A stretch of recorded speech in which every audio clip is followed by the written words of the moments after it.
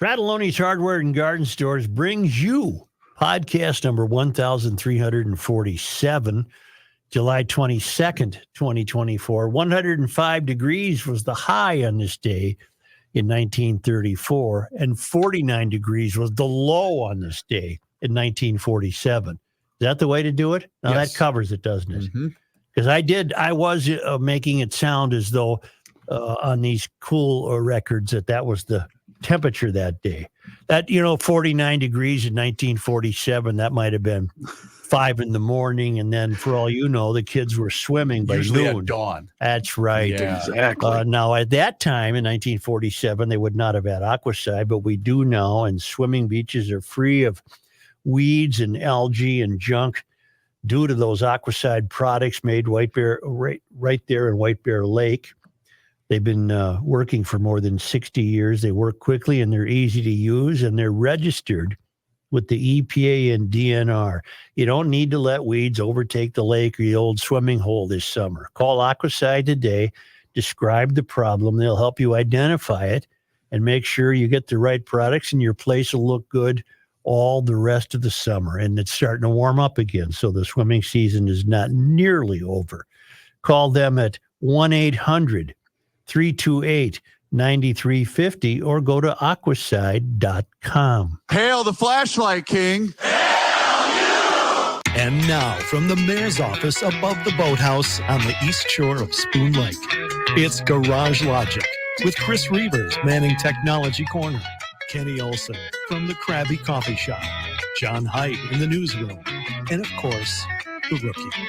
Here is your flashlight king, fireworks commissioner, and the keeper of common sense, your mayor, Joe Souchere. Mark from Rochester wants us to know that down Rochester Way, a few miles east, is the small township of Viola, Minnesota. Really? For 150 years, they have had an annual celebration.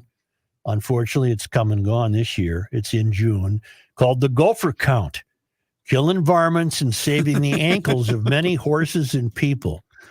The fact that this celebration is still going is a ray of hope. The young gopher trapping lad you have been mentioning may have some kinship and fun meeting the like-minded gopher hunters. And then he sent me a link to the story. I am thankful you do not do shout-outs, because my wonderful neighbor and loyal listener, Judy, would be at the same time slightly embarrassed and also incredibly proud to be mentioned. Thanks for keeping on, Mark in Rochester. Nice. So maybe I wasn't supposed to mention Judy. Probably not. Who? I shouldn't have mentioned Judy at all. Judy? Just north of Eota, Minnesota, off Highway 14. No, we're not going to mention Viola. Judy. Viola. Population of 507. Do they call it Walla Days? That'd be funny if it did. I'm a tad disillusioned. Just disillusioned about what's happening What are we talking about in the today? country.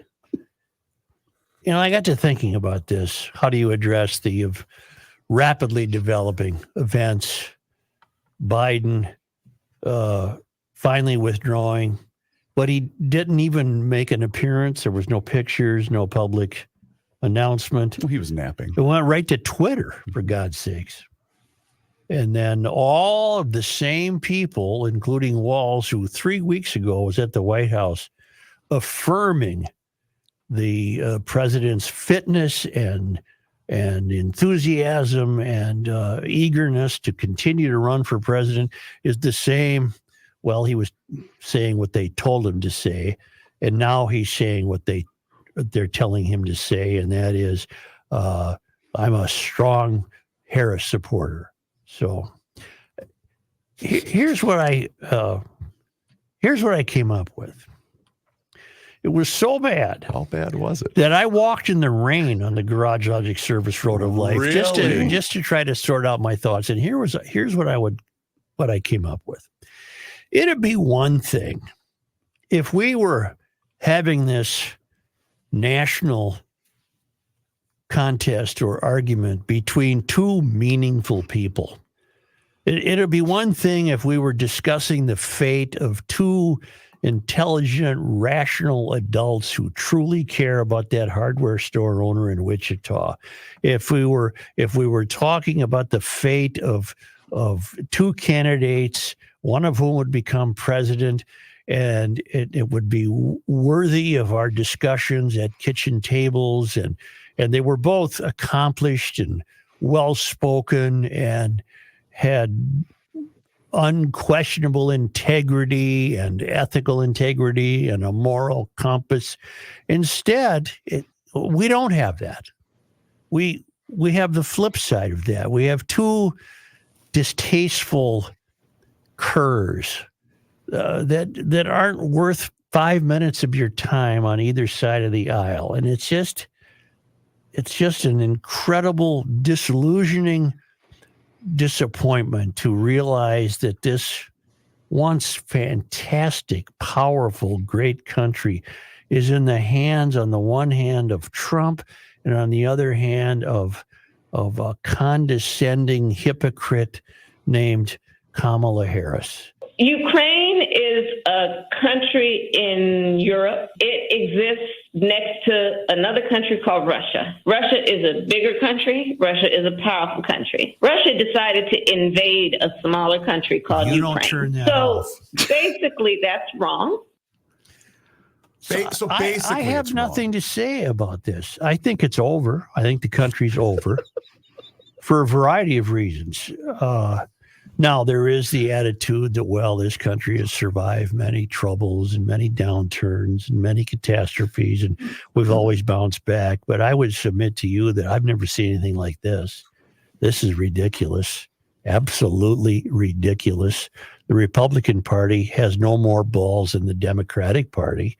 There's not a dime's worth of difference in their integrity. They're the same people. Just one is claiming to be a Republican, the other's a Democrat. They don't care about the people of the United States. They only care about their own power. And it's just pathetic. The same people who hid Biden's condition from the public are now positioning themselves as these valiant warriors who can step in and take over for troubled Joe. Well, they've been lying to you for 3 years, lying to us for 3-4 years, outright lying. And the Republicans, for some reason, I guess the only logical reason is that they wish to cling to having a job where they don't have to do anything and we pay for it, would be their fear of Trump. That must explain their fear of Trump. For somehow he's been able to frighten them. Look at Tom Emmer, for example. He was slated to be the Speaker of the House, and Trump put the kibosh on that. And rather than react, Emmer just folded, and then went to the Republican National Convention and gave a rousing speech in the benefit of Donald. What are we supposed to believe? All these people are liars. There is no more truth. What are we supposed to believe? You and the... What are they supposed to do? What are we supposed to believe? Oh, we can't believe anything. And this isn't the first election. I mean, the last election and the Hillary versus Trump election, in my mind, they were all shit. Well, then it's been going downhill for a number of years. Well, but let me ask you a question. You're talking about the fear angle from the Democratic Party with Trump. No one has stood up to this idiot. But hold on. Why is that a bad thing? Because it's not resulting in the production of a good, sound, rational, sane candidate. Okay. The guy is nuts. So is Harris. They're all nuts. After his acceptance speech, you named a bunch of things that Trump said that you liked and appreciated. Yes. And that's, I think, what a lot of people are hanging their hats on right now. Must be. I like drill, baby, drill. I like having a border. What it was. There was one more thing he said that males playing. And males, Brittany Griner shouldn't be in the WNBA. That's a different story. Oh, that's a different story. I'm sorry. No, I like drill, baby, drill. I like having a border, and I like this. Get rid of this woke nonsense about gender. Just get rid of it. And he'd get rid of it. Okay. A lot of people believe his swaggering regarding wars too. Mhm. I mean, and he does have that 4 years where things went relatively well on the global scale, I guess.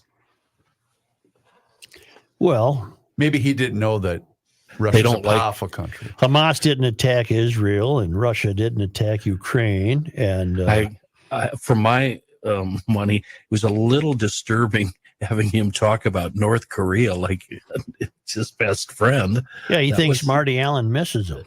That was a little frightening. So I'll see you But- later. I'm done. I have nothing to say. But I Joe, can't if that's believe what what's happening. Yeah, if that's what it takes, though, to keep North Korea at bay, okay, I guess. I don't know. I guess. I just don't believe in anything anymore. I don't believe in any of them. But you did no. I'm gonna disagree with you because you did say you like the Vance selection. So what? There's a silver lining here. Hold on, let me finish. When Trump gets elected, because there's no chance Harris is going to beat him. I don't know that that's even a safe bet. Vance then could be the what would that be, the following president after that, right? And that's a guy that you obviously do approve of. I think Trump has become more vulnerable because Biden stepped down. Because now Trump's the old guy. Yeah, but the So young that whole person's a game- moron. Well, sure, but that whole game can't be played by him anymore. He's the old guy. You see, correct me if I'm wrong, you see all of the Democratic voters getting behind Kamala, don't you? Yes. Yes. Yeah. Okay. Well, they're not going to get behind a lunatic. And her running mate won't make any difference in your mind? No. Well, unless it was right. Walz, in which case we could make an attempt to warn the country, but it would probably fall on deaf ears that if she selected Walz, you're getting someone so horribly incompetent that he can't even control his own administration. But we know the national media is not interested in what a disaster Minnesota is. That's correct. Witness Walls on morning TV a couple of weeks ago They have Talking probably of- have no idea what shape Yeah. we're in. talking about feeding kids while we have this controversy going on with feeding our future. President Harris, we have Putin on the phone. Good afternoon. I want to welcome these leaders for coming in to have this very important discussion about some of the most pressing issues of our time. I am Kamala Harris. My pronouns are she and her. I am a woman sitting at the table wearing a blue suit. And Was that for a blind audience or something? It was, yes. Yes, she's got the Oh, mask. okay. Well, She's then got it's the not mask on. funny. Yes, it is. It was for a blind She audience. gave her freaking pronouns. Mhm. Yeah. Okay. John, you've been awfully silent. I'm just Get your- enjoying the get your angst being stick delivered. and Start poking. What do you see happening come November? I don't know what's going to happen. I think you should not assume that this walks Donald Trump into the White House by any means. I think Joe's right. The Democratic base will fall behind her pretty quickly. Sure, but basically the main thing, aside from the age, I get that angle of it, Joe. But aside from that, all of this woke freaking nonsense that everybody is so sick and tired of, well, she's running that same agenda. Both parties have failed to produce meaningful candidates. Would you agree with that? Sure. There's a third of the electorate on each side to me, it seems like, and the rest of the people, that's what's going to decide the election. Sorry, There's say that gonna- again, John. There's a, what did you say? A third? The Democrats will have a third that are firmly there. The Republicans will have a third that are firmly there. And then there's a batch of people in the middle, another Sure. 1/3. And Sure. to me, that's who will decide the election. So it'll have to be based on what's left of the campaign, if anything. The third that support Trump are wearing bandages on their ears.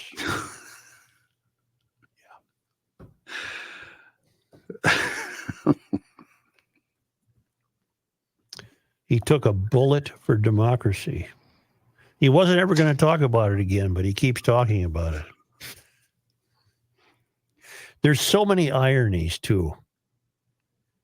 It would strike me that, and this to me has always been the deception of the Democratic Party. They are beholden to corporate America. Now, you would think Trump would be, but he's not. He's not. He regards corporate America with as much disdain as he regards anything. But the Democrats are completely in the pocket of corporate America. Their followers don't think that. They've sold you the idea over the years that they're for the blue collar guy and that they're for the working class and they're for black people, having never done a thing for black people in this country except make their lives worse. They're the party of corporate America. The Republican, well, I should say Republicans are certainly capable of being the party of corporate America. But the irony is Trump isn't. I just don't see Trump as the party of corporate America. He owes every bank in the world money. He's at odds with corporate America half the time. He's more capable than a Democrat to tell corporate America to go put it where the sun don't shine. That's a hell of an irony. He's the first candidate I've heard in maybe forever to actually mention and acknowledge the American dream and the need to bring it back. He doesn't want to make something, he doesn't want to turn America into something it's not. The American dream Democrats. is to get a job and buy a house with a white picket fence around it. Start a send your family. kids to school.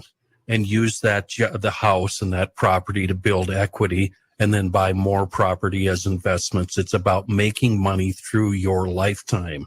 And with unlike investments. Biden or Harris, Trump would not care if you became fabulously wealthy. He would not Why care. should he? He would like that.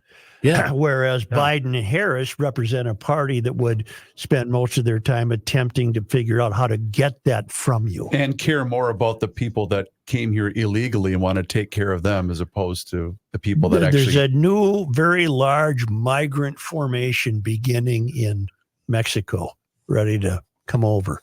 They're not migrants, they're illegals, but they're getting ready to come over. Where did I read that?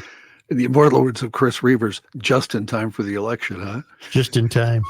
Imagine a future Oh, with God. freight trucks Yeah, I can't. that deliver bread and milk. I imagine a future of having to live with that as president. 4 years. I can't do it. Well, I maybe can't eight. do it. Maybe 8, Chris. Maybe 8. She's young. Yeah, that's true. How about that? We would be a smoldering pile of ashes if that woman ran this country for 8 years. 1 year, Chris, 1 year. We wouldn't even get there. How about one week? And not John, Joe, rural America believes in Trump, and you guys are just going to have to face it. I'm aware of that. There's a third of the country that believes in Trump. I agree with you. Yeah. Do you see anybody wandering around up there in the fields wearing a white bandage? No, but I don't see any Biden support or signs or bumper stickers. That's for sure. I got to tell you, though, those, from my angle, the sincerity of the candidate sometimes doesn't appear to be there, whether people are backing them or not. So, But the third you're talking about, John, and I do agree with you, but the third that you're talking about, at least up until Biden stepped out of it, maybe you guys are right, but they're going to pinch their nose and cast their vote because they know financially their well-being is at stake. Yeah, you know what? That's a good idea. Let's go right to the phony, made-up community of garage logic. What are the garage logicians going to do come November? The people that sit around and quietly figure it out in the garage or around the stove in the knack hardware. I don't think they can go with Harris. I just don't see it. Do they like Bob Kennedy? It's a good question. He's growing on me. I heard him yesterday frequently. He's growing on me. What do you like about him? That he isn't Trump or Harris. Okay. What are his pronouns? He, him, Oh, okay. and windmill. So I don't know where he stands on Wind dash mill. I don't know where he stands on the climate. Oh, he's down with he's climate change all the way, baby. Yeah, unless he's going to see it from the beach. He'd be no different than the rest of the Kennedys. He has some socialist tendencies, but he also has some fiercely independent tendencies.